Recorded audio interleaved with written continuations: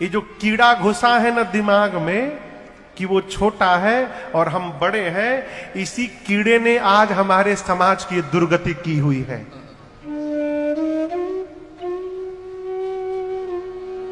शरीर का ये बायां अंग बहुत काम नहीं करता, बायां हाथ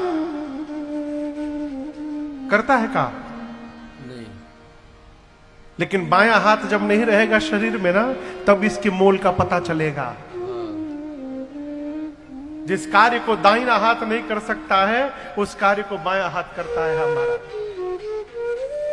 समाज में हमारे जितने भी लोग अपने हैं, उनकी समाज में भूमिका है, और वो हमारे लिए उतने ही महत्वपूर्ण है जितने लिए हमारी संतान महत्वपूर्ण है।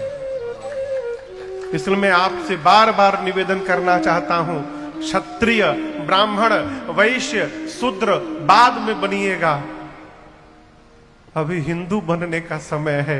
पहले हिंदू बन जाइए, हिंदू बना जाए। अपने लोगों को दुलार करिए, अपने लोगों का आदर करिए। हम अपने लोग का, अपने बेटे को आप अपमानित करिए ना, आपके साथ कितने दिन रहता, मैं चैलेंज करता हूं आपको। आप अपनी संतान का अपमान करिए, छोड़ के चली जाएगी।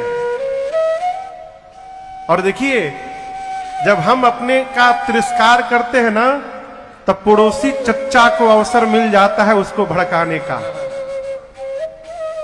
जो पड़ोस में चच्चा बैठे हैं, उनको अवसर मिल जाता है उसको बहलाने का, फुसलाने का, और उसको बहला फुसला के दिवा स्वप्न दिखा करके लेके जाते हैं।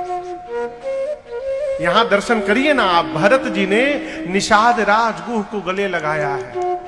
यदि भरत जी गले लगा सकते हैं, राम जी शबरी के घर में जाकर खा सकते हैं, तो हम और आप राम के भक्त होकर क्यों नहीं जा सकते?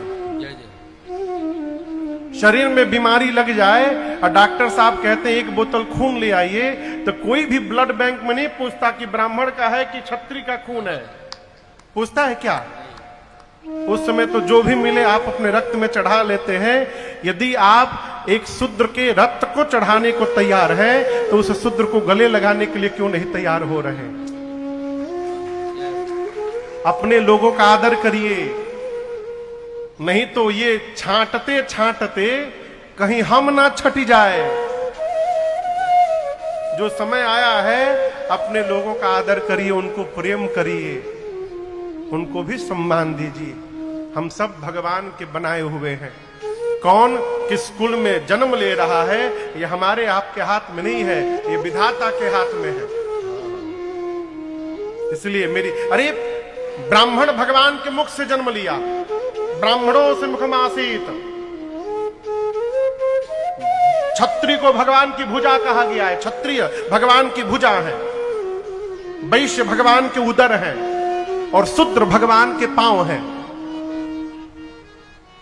आपको बतावे, पांवे की पूजा होता है, मुहुआ की पूजा नहीं होता है कहीं भी। कहीं जाने पर मुख नहीं पखारा जाता है, चरण पखारा जाता है। चरण पखारी कीन्ह अति पूजा। भगवान के जिस चरण से गंगा निकली और पवित्र हो गई, उसी चरण से शूद्र निकलकर पवित्र कैसे हो गया? ये सब राजनीति का विषय है। हमको आपको बांटने के लिए बड़ा छोटा बना के रखा गया है, इसको समझिए।